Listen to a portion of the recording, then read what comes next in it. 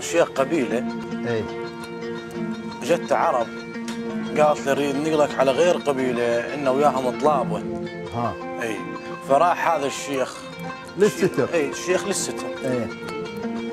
فلقى احد الشيوخ اللي قاعدين بهذا المضايف كان خادم عده من الحوشيه. اي. اي. لقاه شيخ. لقاه صاير شيخ. هيك الحكي. اي كان حوش عده صاير شيخ. اي فهو نب هذا الخادم كان عده قال له مش عده الشيخ جاي. اي. الشيخنا الاصل ايش قال له؟ قال له يسألونك علي وتقول لهم مش عده انا مثل النخل تهزني وتبدل. الله. يسألونك علي وتقول لهم مش عده انا مثل النخل تهزني وتبدل. الله. بحصارك ذاك والجوعان ما رده ما يرجع الا ويا صوره. الله الله. اي.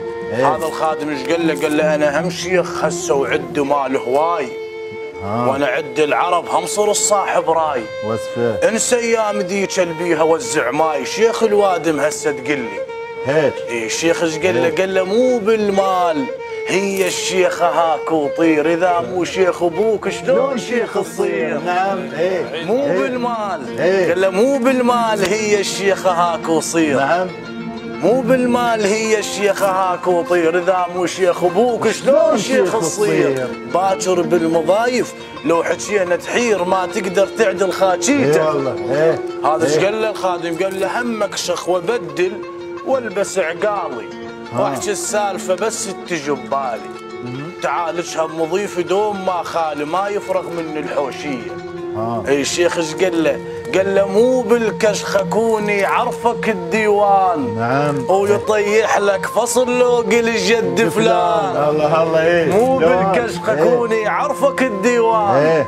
ويطيح لك فصل لوق الجد فلان. إيه؟ الشيخ يحب ستر ما يعارك العربان ولا يفزع قدام اخوانه. الله الله. هذا ايش قال له الخادم؟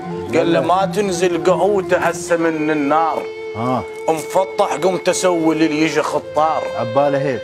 لكن بي اللي يعيل احرق عليه الدار ما يبقى ويجلي من الديره. مو خوش.